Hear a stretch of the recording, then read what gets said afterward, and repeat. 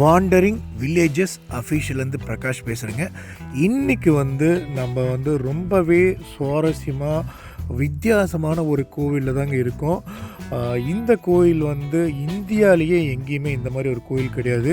அது என்ன ஏதுங்கிறத நான் வீடியோக்குள்ளே போகும்போது சொல்கிறேங்க. இந்த கோவில் திருப்பூர் மாவட்டம் பல்லடம் இருக்குது இல்லைங்களா, அங்கேருந்து அந்த பல்லடம் பஸ் ஸ்டாண்ட்லேருந்து குண்டடம் தாராபுரம் போகிற வழியில் புத்தரைச்சல் அப்படிங்கிற ஒரு இடம் இருக்குது.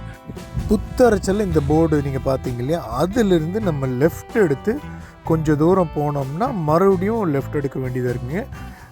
விரல் காமிச்ச இதுதான் அந்த பாதை. நம்ம இதில் கொஞ்சம் தூரம் போனோன்னையும் இந்த இடத்துல லெஃப்ட் எடுக்கணுங்க. அங்கேயே போர்டு இருக்குது.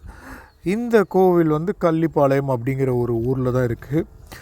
நம்ம இப்போ கோவில் போகிற பாதையில் தாங்க இருக்கோம். ரொம்பவே நல்லாவே இருக்குது இந்த போகிற பாதை. 2 பக்கமே பாருங்கள், தென்னை மரங்கள் அவ்வளோ அழகாக இருக்குது. நல்ல ஒரு வளமையான இடமா இருக்கும் போல இந்த இடத்துல. ஏன்னா நீங்கள் முன்னாடி பார்த்த ஒரு இடத்துல கூட வாய்க்கால்லாம் போச்சு. ஸோ நல்லாவே வளமையான ஒரு இடத்துல தான் இந்த கோவில் இருக்குது. இந்த கோவிலுக்கு நம்ம தாராபுரத்துலேருந்து கூட வரலாங்க. அங்கேருந்து ஒரு 34 கிலோமீட்டர் வரும். இல்லை திருப்பூர்லேருந்து வந்தால் ஒரு 31 கிலோமீட்டர், கோயம்புத்தூர்லேருந்துன்னா ஒரு 55 கிலோமீட்டர் இருக்குங்க. ஸோ நீங்கள் எந்த வழியில் வேணால் வரலாம் இந்த கோயிலுக்கு. பாருங்கள், 2 பக்கமே நல்லா இருக்குது. நம்ம கோயிலுக்கு முன்னாடி வந்துட்டோம். இந்த ரோட்லேருந்து லெஃப்ட் எடுத்து போகும்போது தான் இந்த கோயில் இருக்குங்க. சிவன் கோயில்களில் நீங்கள் பைரவருக்குன்னு ஒரு சந்நிதி பார்த்துருப்பீங்க. சில கோவில்களில் அஷ்ட பைரவர் இருந்திருப்பார். இல்லை எங்கேயாவது ஒரு கோயில்களில் 64 பைரவர்கள் கூட இருந்திருப்பாங்க. ஆனால் உலகத்திலேயே இந்தியாவிலேயே இந்த ஒரு கோயிலில் தாங்க 108 பைரவர்கள் இருக்காங்க. நம்ம 108 பைரவர் கோயிலுக்கு தாங்க வந்திருக்கோம். கோயில் ஒரு 10 வருஷத்துக்குள்ளார தாங்க உருவாச்சு. இப்போ ஓரளவுக்கு நல்லாவே கன்ஸ்ட்ரக்ட் பண்ணிட்டாங்க. சுற்றி வர எல்லா விதமான சாமிகளும் இருக்காங்க. விநாயகர்லேருந்து முருகர்லேருந்து சிவபெருமான்லேருந்து எல்லா சாமிகளும் இருக்காங்க. சின்ன சின்னதாக சந்நிதிகள் கட்டி வச்சுருக்காங்க. நம்ம அப்படியே கோயிலை சுற்றி ஒரு ரவுண்டு வர்றோங்க. கோயிலில் நல்லாவே வண்ணங்கள் தீட்டி ஆஞ்சநேயர்லேருந்து எல்லாமே, சித்தி விநாயகர் பார்த்திங்கன்னா எல்லாமே பெரிய பெரிய சிலையாக தாங்க இருக்குது இந்த கோயிலில். கோயில் சுற்றியுமே காடு தான். இந்த ஒரு காட்டு பகுதியில் தான் இந்த கோயிலை கட்டி வச்சுருக்காங்க. நடராஜ சாஸ்திரிகள் அப்படிங்கிறவர் பேரூர் சேர்ந்தவர், கோயம்புத்தூர் பேரூர் சேர்ந்தவர். அவர் தான் இந்த கோயிலோட ஸ்தாபகர். 10 வருஷத்துக்குள்ளார கட்டின கோயில் தாங்க. இன்னும் நிறைய வேலைகள் நடந்துகிட்ருக்கு. சரி, நாங்கள் இந்த கோயிலை பற்றி கேள்விப்பட்டு இந்த கோயிலுக்கு வந்தோங்க. இந்த கோயிலை பற்றி பார்க்கறதுக்கு முன்னாடி பைரவருக்கான ஒரு பொதுவான தகவல் மட்டும் குயிக்காக சொல்லிடுறேன். பைரவர் அப்படின்னாலே பக்தர்களோட பயத்தை போக்குறவர் அப்படின்னு பொருள். பைரவரை வழிபட்டிங்கன்னா உடனே கைமேல் பலன் கிடைக்கும்.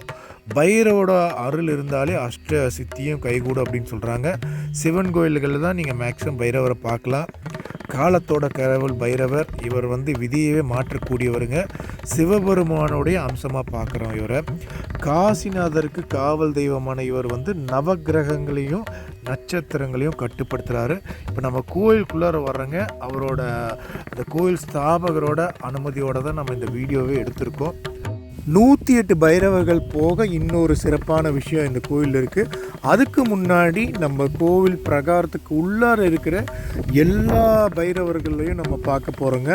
இங்கே அஷ்ட பைரவர்கள் இருக்காங்க. அஷ்ட பைரவர்கள், ஸ்வர்ணாஷ்ட பைரவர்கள், நட்சத்திர பைரவர்கள்.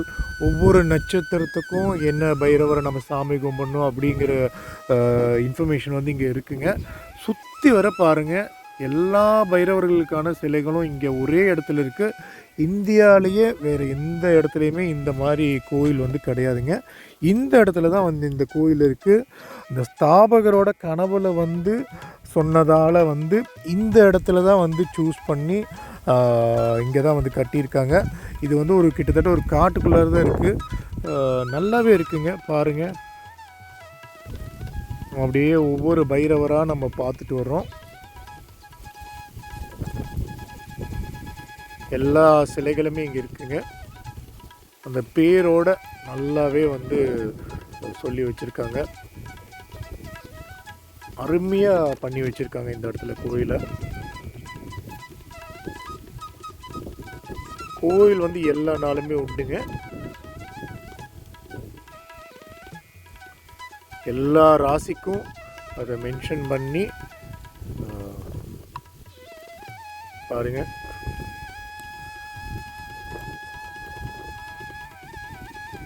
ஒன்றா இருக்குது. ரொம்பவே நல்லா இருக்குது. இது பைரவருக்குன்னே ஒரு கோவில் அப்படிங்கிறது வந்து இந்த இடத்துல தாங்க இருக்குது.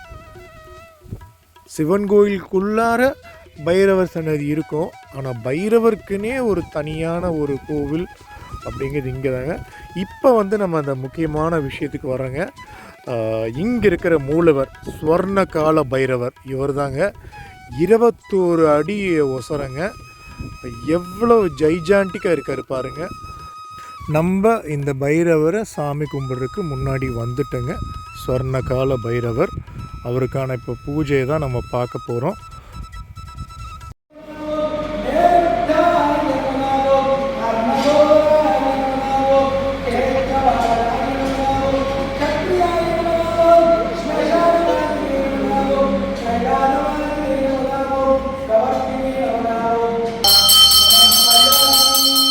ரொம்ப திருப்திகரமாக அமைதியாக நம்ம பைரவரை சாமி கும்பிட்டுங்க இந்த கோயிலை விட்டு கிளம்புறோங்க. எங்களால் முடிஞ்ச ஒரு சின்ன டொனேஷனும் இந்த தட்டிலேயே போட்டுட்டோம். ஏன்னா கோயில் ஆகிட்டுருக்கு, கோயிலோட மதில் சுவர் ஆகிட்டுருக்கு, கோயிலுக்கு மேலே வந்து ஷீட் மாதிரி தான் இருக்குது. ஸோ உங்களால் முடிஞ்ச காணிக்கைகளையும் நீங்கள் கொடுங்க. நாங்கள் அப்படியே கிளம்பிட்டுங்க. இப்போதைக்கு இந்த கோயில் இந்த மாதிரி இருக்குங்க. போக போக இந்த கோயில் எப்படி டெவலப் ஆகும், எவ்வளோ கூட்டமாகும், எவ்வளோ ஃபேமஸ் ஆகும் நமக்கு தெரியாது. நல்லா வரும் நம்மளும் எதிர்பார்ப்போம். திருப்பூர், பல்லடம், தாராபுரம் கிட்ட போகிறீங்கன்னா இந்த கோயிலுக்கு நீங்கள் ஒரு வாட்டி கண்டிப்பாக போய் வரலாம். இந்த வீடியோ பிடிச்சிருந்தா என்ன சேனல் சப்ஸ்கிரைப் பண்ணுங்கள். என்னோடய மற்ற வீடியோஸும் பாருங்கள். நன்றி.